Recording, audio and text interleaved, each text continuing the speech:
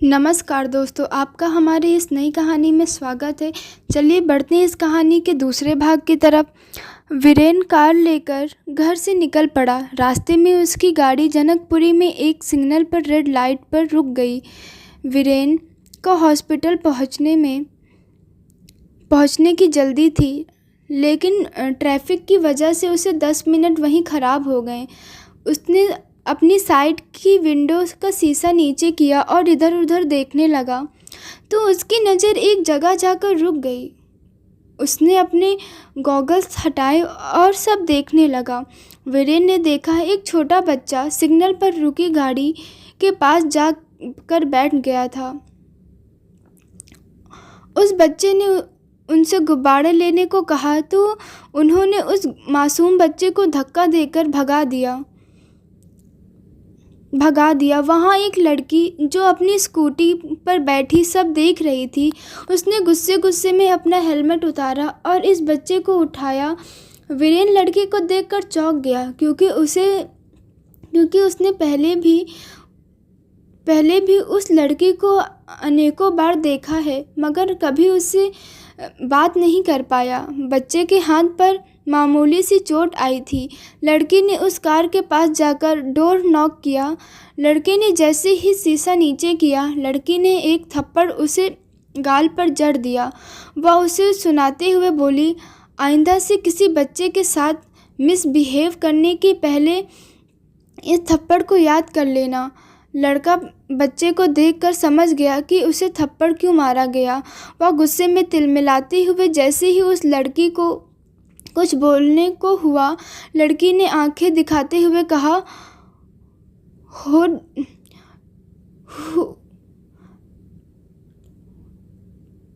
How dare do. एक आवाज़ गूंजी और सारे लोग गाड़ी से निकलकर यहाँ आ जाएंगे, और फिर जो तुम्हारे साथ होगा वो शायद मुझे तुम्हें बताने की ज़रूरत नहीं। लड़के ने गुस्से में डैशबोर्ड पर हाथ मारा। लड़की ने फिर से बोला, अपना गुस्सा कहीं और जाके दिखाना। अब मुझे पहले फर्स्ट एड किट दो अपनी गाड़ी से। उस बच्चे को तुम्हारी वजह से चोट आई है। लड़का फिर से गुस्से में पलटवार करने को हुआ। तभी लड़की ने आंखें दिखाते हुए उसे इशारे में किट देने को कहा। लड़के ने चुपचाप बिना कुछ बोले उसे किट दे दी और तुरंत शीशा ऊपर कर लिया। इस वक्त इतने लोगों की भीड़ में उसने कुछ भी कहना नामुमकिन नहीं समझा और वह गुस्से का झुंड पीकर रह गया। लड़के ने बच्चे की चोट पर दवाई लगाई और उसे अपना ध्यान रखने को कहा। बच्चे ने मुस्कुराकर लड़की को गाल पर किस किया और भाग गया। वीरेन पूरा नज़ारा देखता रहा और लड़की को देख उसके चेहरे पर एक प्यारी सी मुस्कान छा गई। वह मन ही मन सोचने लगा है कौन ये लड़की। जितनी दफ़ा इसे देखता हूँ एक जुड़ाव सा हो जाता है इससे। वीरेन खुद को बड़बड़ाते हुए कहने लगा, एक हवा के झोंके की तरह आती हो तुम, दिल में हजारों सवाल जगा कर चली जाती हो तुम। जितनी सुंदर दिखती हो तुम उतनी ही दिल में उतर जाती हो तुम। पता नहीं और कितना इंतज़ार करना होगा कब तुमसे मुलाकात होगी। वीरेन अपनी नज़रें उससे हटा ही नहीं पा रहा था। इतने में ग्रीन सिग्नल हो गया, लेकिन उसने ध्यान नहीं दिया। पीछे से गाड़ी के हॉर्न बजने की तेज़ आवाज़ से वीरेन की तंत्र टूटी तो लड़की हेलमेट पहनकर स्कूटी लेकर वहाँ से जा चुकी थी। वीरेन हॉर्न की आवाज़ से हड़बड़ा गया और वापस अपने गॉगल्स पहन लिए। वह उस लड़के को याद कर मुस्कुराया और गाड़ी स्टार्ट कर वहाँ भी निकल गया।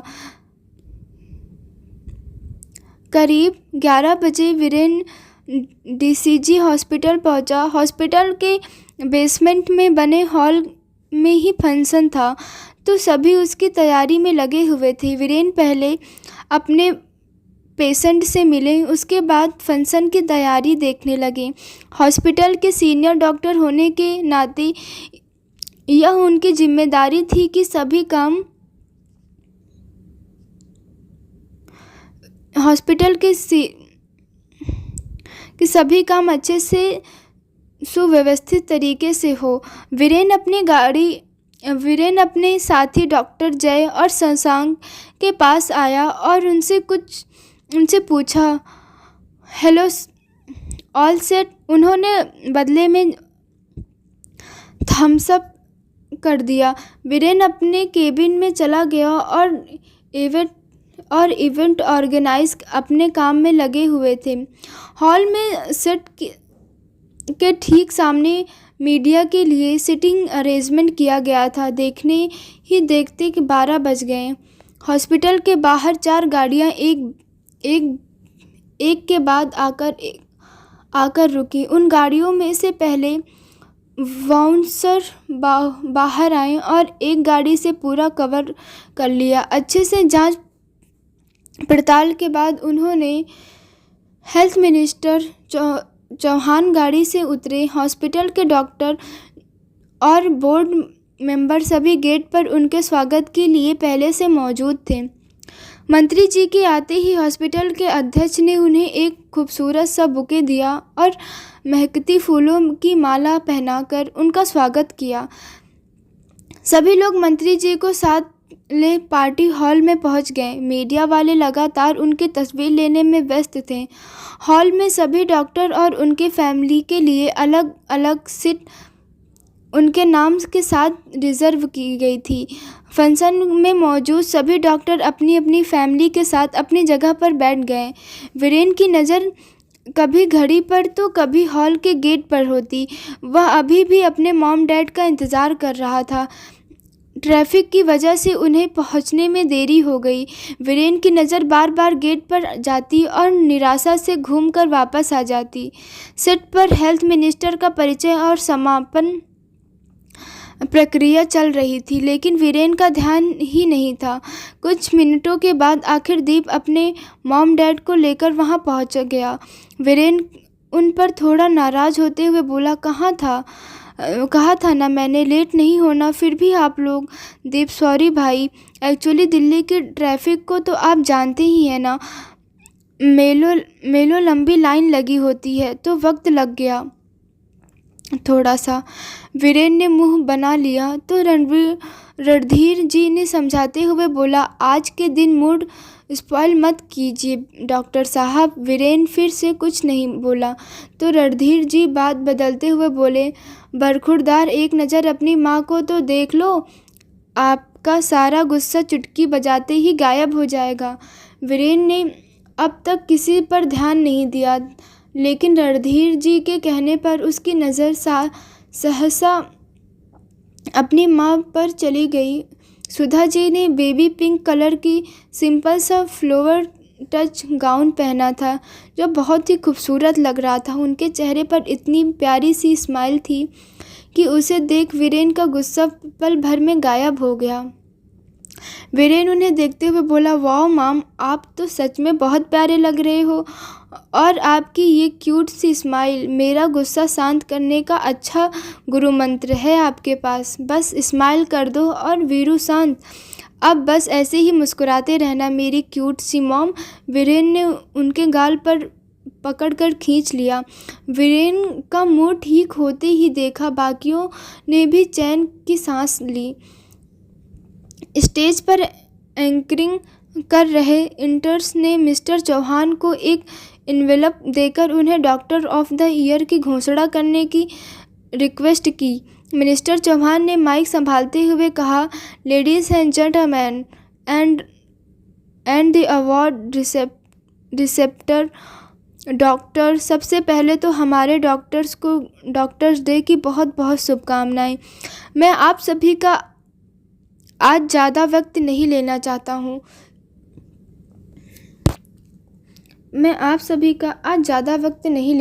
हूँ। डॉक्टर ऑफ द ईयर 2017 का नाम घोषणा करना चाहूँगा and the award goes to doctor Viren Sehgal. नाम सुनते ही पूरा हॉल तालियों से गड़गड़ाहट से गूंज उठा। वीरेन और उसके परिवार की खुशी का कोई ठिकाना ही नहीं था। वीरेन जल्दी से उठा और अपनी मॉम डैड के पैर छूकर उनसे आशीर्वाद लिया। उसके बाद वह दीप के गले लग गया और दीप ने उसे बधाई दी। वीरेन स्टेज पर पहुंचा और मिनिस्टर चौहान ने उसे अपने हाथों से वो अवार्ड दिया। सभी के चेहरे खुशी में से चमक रहे थे। एंकर ने वीरेन को 2 शब्द कहने के लिए कहा। वीरेन भैया हाथ में लिए कहने लगे, thank you so much for this honour. इतना कम वक्त में मुझे इतना बड़ा सम्मान दिया आप लोगों ने, इसके लिए मैं आप सभी का और ख़ास तौर पर अपने मॉम डैड का शुक्रगुजार हूँ। वीरेन ने ट्रॉफ़ी को हवा में उड़ाते हुए कहा, mom dad this is for you. Mom, आपकी वजह से ही, आपकी मेहनत से ही इस मुकाम तक पहुँच पाया हूँ। थैंक यू डैड, हमेशा मुझे और मेरे सपनों को सपोर्ट करने के लिए। You are the best guys, love you mom, love you dad. Sushma ji ने वीरेन को फ्लाइंग किस दी और एक बार फिर पूरे हॉल में तालियों की गूंज थी। उसके बाद हॉस्पिटल की नई योजनाओं के बारे में बताया जाने लगा। पूरे फंक्शन का लाइव टेलीकास्ट देश भर में चल रहा था। जनकपुरी के मेहरा हाउस में भी आज इसी का शोर सुनाई दे रहा था। मेहरा हाउस के मालिक ब्रिजेश मेहरा घर के हॉल में बैठे टीवी पर समाचार के नाम पर यही न्यूज़ देख रहे थे। उनके साथ उनकी छोटी बेटी सानिया भी वहीं बैठी थी। उनकी पत्नी वीरा रसोई में लंच की तैयारी कर रही थी। ब्रिजेश जी एक अपर मिडिल क्लास परिवार से और वह थोड़ा सख्त मिजाज के इंसान हैं। साथ ही वह थोड़े पुराने और रूढ़िवादी व्यक्ति हैं, लेकिन अपनी बेटियों की जिद के चलते वह खुद को आज के समय के अनुसार ढालने की भी कोशिश करते हैं। मगर बड़ों के लिए परिवर्तन को अपनाना कहाँ आसान होता है। उनके लिए भी नहीं था। ब्रिजेश जी की बड़ी बेटी नीति पढ़ाई के बहाने अपने रूम में बैठी थी। सभी को लग रहा था कि नीति पढ़ाई कर रही है, लेकिन अंदर माजरा कुछ और ही था। वह अपने फ़ोन में ईयरफोन लगाए बेड पर पेट के बल उल्टा लेटकर वीरेन की अवार्ड फंक्शन की ही न्यूज़ देख रही थी। ईयरफोन की वजह से ना तो कमरे से बाहर आवाज़ जा रही थी और ना ही किसी को शक हुआ। टीवी पर जैसे ही ब्रेक आया, सानिया उठकर नीचे के कमरे में पहुंच गई। नीति के ईयरफोन लगाए हुए थे, इस वजह से उन्हें सानिया के आने का आभास नहीं हुआ। वह अपनी मस्ती में मस्त फ़ोन में लगी हुई थी। सानिया दबे पांव कमरे में गई तो देखी नीति फ़ोन में लगी है। नीति के इस तरह मगन देख उसके दिमाग में शरारत सूझी। सानिया चुपके से नीति के पीछे पहुंची और उसके ऊपर से उसके फ़ोन में झांक कर देखने लगी। सानिया ने एक झटके में नीति के हाथ से फ़ोन खींच लिया और नीति एकदम चौंक पड़ी। उसने एक अनजाने से डर से अपनी आंखें मूंद ली और उसके धड़कनें बढ़ गईं। सानिया फ़ोन देखते हुए ज़ोर से हंसते हुए नीति को छेड़ते हुए बोली, ओहो, डॉक्टर वीरेन को देखा जा रहा है। चुपके। सानिया की आवाज़ सुन नीति ने पलटकर देखा तो सानिया को देखा तो उसने राहत की सांस ली। नीति को हाँफते देख सानिया को उसकी हालत पर हंसी आ गई और वह ठहाके मारकर हंस पड़ी। सानिया, आपको क्या लगता है दी, पापा या मम्मी ने आपको फ़ोन लिया? नीति मुंह बनाते हुए, मैं क्यों ऐसे सोचूंगी हूँ सानिया? हाँ, सब पता है मुझे। आप ज़्यादा बनो मत आप। नीति, जैसा तू सोच रही है वैसा कुछ नहीं है। सानिया, अच्छा जी, तो फिर कैसा है आप ही बता दीजिए। क्यों ऐसे छुपा के डॉक्टर साहब को निहारती हैं आप? हाँ, क्यों उनकी फ़ोटो सोशल मीडिया से सेव करके रखती हैं आप अपने फ़ोन में? बताइए। नीति उसकी बातों से मुस्कुराते हुए, मैंने तो कोई फ़ोटो नहीं रखी। और ये क्या फिजूल की बातें कर रही है तू? ला फ़ोन दे मेरा, चल। सानिया, सच में नहीं है ना कोई फ़ोटो? नीति नज़रें चुराकर, हाँ नहीं है कोई फ़ोटो, अब फ़ोन दे मेरा। सानिया नीति के मज़े लेते हुए बोली, ठीक है, इसमें कुछ नहीं है तो अब ये फ़ोन मैं पापा को दे देती हूँ, वो चला लेंगे इसे। लाइट चली गई है, पापा का शो खराब हो रहा है, वहीं देख लेंगे। सानिया नीति के हाथ से फ़ोन छीनने की कोशिश करते हुए बोली, तू बहुत पिटेगी सानू, अगर तूने मेरा फ़ोन दिया किसी को तो प्लीज़ फ़ोन दे देना यार, तंग मत कर। सानिया हाथ में फ़ोन लिए उसे हवा में लहराते हुए बोली, फ़ोन चाहिए आपको? लीजिए ना दी फ़ोन, लीजिए, पकड़िए मुझे। सानिया और नीति दोनों फ़ोन के लिए भागने लगी। कभी बेड पर चढ़ती तो कभी कुर्सी पर, एक दूसरे पर तकिए फेंकती तो कभी कुछ, जो भी हाथ में आता वही फेंकती। सानिया आगे और नीति उसके पीछे पीछे। सानू रुको रुको जा चिल्लाते हुए भाग रही थी। आखिर में नीति ने सानिया को पकड़ लिया और दोनों एक साथ बेड पर धम से लेट गए। भागने से दोनों की सांसें दमे के मरीज की तरह फूलने लगी।